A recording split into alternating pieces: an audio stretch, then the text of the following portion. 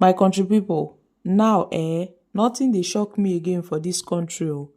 As things dey go like dis, e no get anything wey dey shock me because in politics, loyalty is currency and betrayal is change.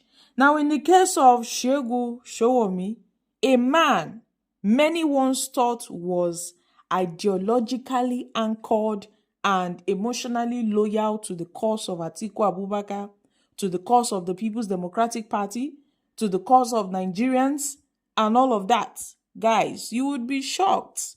You would be shocked. Sowunmi said something striking concerning Atiku after he visited Tinubu in Lagos. This is coming from Atiku's strongest allies.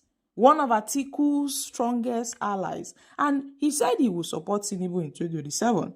That he's going to leave the PDP if that is what, would make him show his readiness to support Tinubu in 2027, that he's ready to leave the PDP and join the ruling party, if he decides to support Mr. President. He did not stop there. He also said that Peter Obi was his greatest disappointment. That Obi was his greatest disappointment. Now I wonder, wetin Obi can't do for this matter? Like, how Obi can't enter this matter? According to him, it was because of Obi's reluctance to merge with Atiku Abubakar and other figures in the country, for a coalition. Guys, these things are becoming interesting. Things are really becoming interesting as Nigeria prepares for the 2027 general election. Opposition politicians are now crossing carpets to the ruling All Progressive Congress. They are making moves ahead of 2027. It can't be like say now only some few people wey be say they know wetin they want. Na in dey their party. If not, everybody they jump go APC. Once you see any opposition party chieftain visiting Tinubu, immediately after that visit, their mouths don't change. The talk wey dey their mouth, it don't change once. Now so Fire say go visit Tinubu, he begin talk another thing. Now Segun Sowunmi, the same PDP now PDP, all of them dey so. They don't they talk another thing, say they go support Tinubu, say P2B this, P2B that. It can't be like say Mr. Segun Sowunmi go worse pass Reno or even Daniel Buala. The way where would they look this matter so? It be like Mr. Segun Sowunmi go dey far more worse than Reno. Una know Reno mockery now. Even Daniel Buala. Because when Daniel Buala won't start, we say now wow, Daniel Buala, now anywhere we belle face man. Reno too, we don't know arrive from time. But Mr. Segun Sowunmi, person wey be say Nigerians they praise, say okay, this man know wetin they talk. He has been very vocal. He has been very, very vocal, especially in terms of criticizing this current government. And unfortunately, it seems like Nigeria's political jungle is known to be a jungle that comes with betrayal. It comes with betrayal at all points. Nigerian politicians, they are quick to betray. We have stomach infrastructure politicians, people that are opportunists. Any small thing where they take, any small thing, they like looking for opportunity in everything they do. They don't stand for their word. Their word is no longer, it doesn't serve them. Now anywhere we belle face now everybody they find. It's all right. Let's see how 2027 will be. Those that are jumping ship today, make them know say where did they jump go.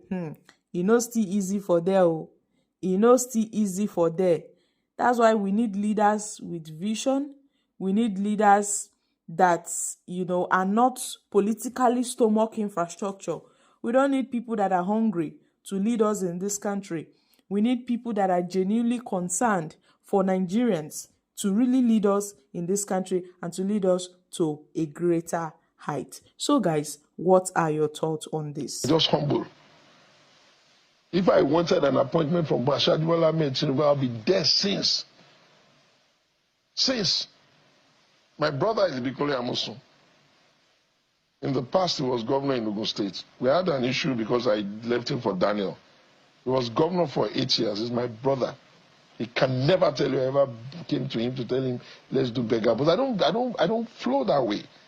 I just believe that there comes a time in the life of a nation where you must try to be sure whether the direction that the leader is going to is the right direction, or at least whether it is his intended direction. And I guarantee you, I don't kid myself and I don't have any reason to kid anybody. He's smart. Above average. But you think you never thought that before now? You didn't think that we are on the right track under this government. Can you but stop? After just a moment, let me ask my question. Oh, yeah, ask. Can you calm down, Mr. Sowunmi? Oh, yeah. This is my program. I've invited you, and the courtesy between guest and presenter. Let's just establish it. So let me land on my question. My question is this: before now, you never believed that the country is on the right trajectory, but after yesterday, you think otherwise. No. You have not been. You can't. You see. If you have followed me around a lot, I do a lot of interviews, you would have known those things I said they were right on. I told you, and if people say they're going to remove subsidy, there's no simple way. I'll do it smaller. The move is removed. The knock-on effect on subsidy is clear. There's no beating about the bush. In any case, you don't even have the money. I've always said that. I said I do not agree, only to the extent that I would have rather he was punishing those who messed up that opportunity for everybody. That's it. I told you, I'm not very comfortable with the devaluation of the currency. And I did tell you, if you recall, that because of an experiment that had been carried out sometimes around 1972, people like us read a lot and we research a lot. Some countries said the market will regulate the currency. Some countries offered controlled. Among the countries that did open market were France, England, and the USA. Among the that did control was Germany, Indonesia, or Singapore, and other. You know what they found out after 5 years of the experiment? Those that controlled the currency did better than those that left. You know why? Because what you call the market, you can never manage the entire greed and the complication of the market. Because what do you know that the people will do? But that was my reason. But their reason was also a very strong reason. You can't be borrowing money to back currency. I knew that. But I just wish that they could have thought that, who are those people collecting the currency?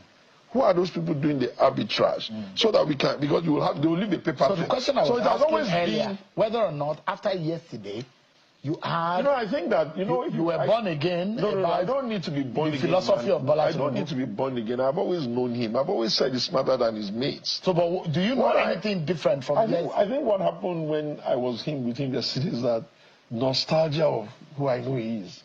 I like when I think, okay, we've been through it. I know him. I like when I think, okay, he's there. And people say, oh, this. So I like the fact that he's just as I knew him. So, I mean, agreed. Bola Tinubu, you underrate him, underestimate him based on his frailty at people do that. And for some of us who have been in Lagos, covered by Lagos, we know him. Sometimes when you come at him as a journalist, you think he doesn't know what he's saying. Exactly. It looks like he has prepared the question and answer for you. Sometimes he even calls you. Well done. His smartness is something, and Babatunde Fashola sat in that same chair, and he told me that when people thought that this man is frail and unable to do something, then he launches that. But the question is that a lot of people want to know is you are an Atiku man. I'm a PDP man. Just a moment. You're an Atiku man. Don't gainsay him. I'm an ambassador. You are close to him. Just a moment. You're an Atiku man. Yes, now you have gone to me. Doesn't that look like a betrayal of trust? Did you tell Atiku before you met him? You know, one of the things that hurts me the most is that most people misinterpret what the role of somebody who speaks for other people are. He doesn't give me the script of what to say for him. I take his idea, I look at him, I ask 1 or 2 questions, and I generate everything I need to say. There's no secret of his that he gave me that I'm giving him. It's the things that I have looked at, okay, this is what he would like to do. I've answered questions that later on, when they ask some of the people, they can't even answer those questions. I dislike. This is you, Mr. Yes, I'm telling you. I criticized Daniel Bwala when he moved on to the other side. No, I didn't. You did. No, listen. You called him a tongue. You called him several names. I never did. Right on this program, you did. No. I dare say you did. Okay. If I knew you were going to deny it, I would have brought it. Listen, what I said. You criticized him. No. But I think you should apologize to him. No. But if you criticize Bwala for working for Tinubu,